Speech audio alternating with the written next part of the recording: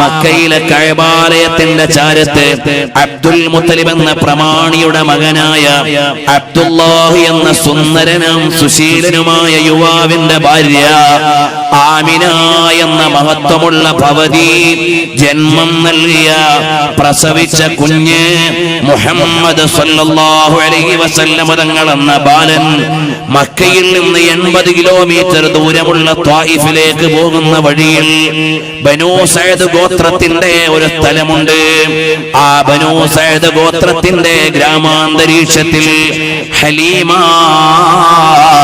ബീവി എന്ന മഹതിയായ പോറ്റുമ്മയുടെ വീട്ടിൽ തൊട്ടിലിൽ കിടക്കുകയാണ്. ഷൈമാ എന്ന 6 വയസ്സുള്ള ഹലീമയുടെ മകൾ റളിയല്ലാഹു അൻഹുന്ന അജ്മഈൻ 6 വയസ്സുള്ള മോള് നബി സല്ലല്ലാഹു അലൈഹി വസല്ലം തങ്ങളാകുന്ന ആമിനായുടെ പൊന്നുമോനെ താരാട്ട് പാടിയപ്പോ പാടിയ പാട്ടേതാണ് ഇന്നും അത് ചരിത്രത്തിലുണ്ട് പെങ്ങളെ. يا ربنا بقي أخي محمدا حتى أراه يافعا وأمردا هذا أخ لي لن تلد أمي. 1400 കൊല്ലങ്ങൾക്ക് മുമ്പ് ബനൂ സഅദ് ഗോത്രത്തിലെ മക്കയിൽ നിന്ന് ത്വായിഫിലേക്ക് പോകുന്ന വഴിയിലുള്ള ഇന്നും പോയാൽ സന്ദർശിക്കാവുന്ന ഭൂപ്രദേശത്തെ ഗ്രാമാന്തരീക്ഷത്തിലെ തൊട്ടിലിൽ കിടന്നുകൊണ്ട് താരാട്ട് കേൾക്കുന്ന ആ കുഞ്ഞു ബാലനായ ശിശുവായ ഹബീബായ തങ്ങൾ കേട്ടുറങ്ങിയ പാട്ട് ആയിരക്കണക്കിന് ഗ്രന്ഥങ്ങളിൽ ആലേഖനം ചെയ്ത് കിടക്കുകയാണ്. ഇതെന്തൊരത്ഭുതമാണ്, എന്തൊരത്ഭുതം! അത്രയും ഡെഫിനറ്റായി we can see a horror gap in the history of Prophet Muhammad sallallahu alaihi wasallam തങ്ങളുടെ ജീവിതത്തിൽ എവിടെയും ഒരു ഇടവഴി ഒഴിഞ്ഞിട്ടില്ല. അത്രയും കൃത്യമായി കിടക്കുകയാണ്. കാലം 63 വർഷങ്ങൾ എണ്ണി മാറ്റിയപ്പോ ഒരു നാൾ വന്നുകൊണ്ട് അബൂബക്കർ സിദ്ദീഖ് റളിയല്ലാഹു അൻഹു ചോദിക്കുകയാണ്, യാ റസൂലല്ലാഹ് മാ ശയ്യബക യാ റസൂലല്ലാഹ്. നബി സല്ലല്ലാഹു അലൈഹി വസല്ലം തങ്ങളുടെ രോമങ്ങൾ നരച്ചു തുടങ്ങിയപ്പോ അബൂബക്കർ സിദ്ദീഖ് റളിയല്ലാഹു അൻഹു ചോദിച്ചു, സാധാരണ അറബികളൊക്കെ 80 വയസ്സായിട്ടേ ആ കാലത്ത് നരക്കാറുള്ളൂ, എന്തേ ഇപ്പോഴവിടുന്ന് നേരത്തെ നരച്ചു പോയത്? 60 വയസ്സ് കഴിഞ്ഞിട്ടല്ലേ ഉള്ളൂ. അപ്പോൾ പറഞ്ഞു, ശയ്യബത്തിനി ഹൂദുൻ വഅഖവാതുഹാ. സൂറത്തു ഹൂദും അതിന്റെ കൂട്ടുകാരികളായ സൂറത്തുകളുമാണ് എന്നെ നരപ്പിച്ചു കളഞ്ഞത്.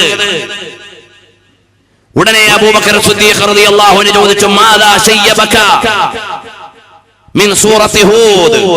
സൂറത്തു ഹൂദിൽ നിന്ന് ഏതു ഭാഗമാണ് തങ്ങളെ അവിടുത്തെ നരപ്പിച്ചു കളഞ്ഞത്? മറുപടിയാണ്, ഫസ്തഖിം കമാ ഉമിർത.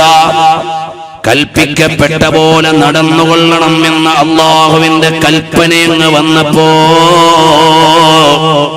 പേടിച്ചു പോയി സിദ്ദീഖ്. ആ ഹബീബായ സല്ലല്ലാഹു അലൈഹി വസല്ലം തങ്ങൾ വഫാത്താകുമ്പോ 17 രോമങ്ങളാണ് നരച്ചിട്ടുള്ളത്. താരാട്ട് കേട്ട് കിടക്കുമ്പോൾ കേട്ട പാട്ടേതാണെന്നത് മുതൽ വഫാത്താകുമ്പോൾ നരച്ച രോമങ്ങളുടെ എത്ര എണ്ണം എത്രയാണെന്ന് വരെ ആക്യുറേറ്റായി കൃത്യമായി ചരിത്രം കാത്തു സൂക്ഷിച്ച നായകരാണ് എന്റെയും നിങ്ങളുടെയും നേതാവ് റഹ്മത്തുൽ ലിൽ ആലമീൻ സയ്യിദുനാ റസൂലുള്ളാഹി സ്വല്ലല്ലാഹു അലൈഹി വസല്ലം തങ്ങൾ. ആ നേതാവ് ജീവിതത്തിന്റെ മുഴുവൻ വഴികളും എങ്ങനെയാകണമെന്ന് പഠിപ്പിച്ചിട്ടുണ്ട്. ആ നേതാവിന്റെ അനുയായികളായതിൽ അഭിമാനിക്കേണ്ടവരല്ലേ നമ്മൾ. പക്ഷേ എന്തു ചെയ്യാനാണ്, ആനുകാലിക ജനത ഇസ്ലാമിന്റെ മൂല്യം അറിയാതെ പോകുമോ എന്ന് സംശയിക്കുകയാണ്. എന്റെ പ്രിയമുള്ള യുവാവേ, നമുക്ക് അഭിമാനിക്കാൻ പറ്റുന്ന ഏറ്റവും വലിയ വിലാസമാണ്. ഹം റസൂലുള്ളാഹ് കേ ജന്നത്ത് റസൂലുള്ളാഹ് കീ ആജ് നഹീ തോ കൽ ഹം മദീനെ ചൽ. ഇന്നല്ലെങ്കിൽ നാളെ മദീനത്തേക്ക് പോണം. അവിടെ ആരാണുള്ളത്? ഇന്നിൽ തിയാരി ഹസ്സബാ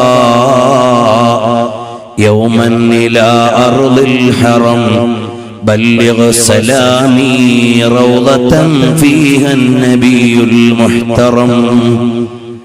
രാവിലത്തെ ഇളങ്കാറ്റിനോട് അനുരാഗി പറയുകയാണ്, ഈ കാറ്റ് തഴുകി തലോടിയിട്ട് എന്നെങ്കിലും ഒരു നാൾ നീ മദീനയിലെത്തിയാൽ ബല്ലിഗ് സലാമി, എന്റെ സലാം എത്തിച്ചു കൊടുക്കണേ റൗളയിലേക്ക്. എന്തേ അവിടെ ആരാണുള്ളത്?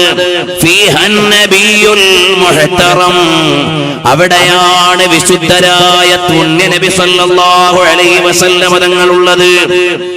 ആ നബി തങ്ങളുടെ സവിധത്തിലേക്ക് എത്തിക്കണം. എന്റെ നേതാവ് ഷാഹിദാണ്, എന്റെ നേതാവ് ബഷീറാണ്, എന്റെ നേതാവ് നദീറാണ്, എന്റെ നേതാവിന്റെ പാപങ്ങൾ കഴുകാനുള്ള സമക്ഷമാണ്. ആ ആശയമാണ് ഈ ആയത്തിലൂടെ നൽകുന്നത്.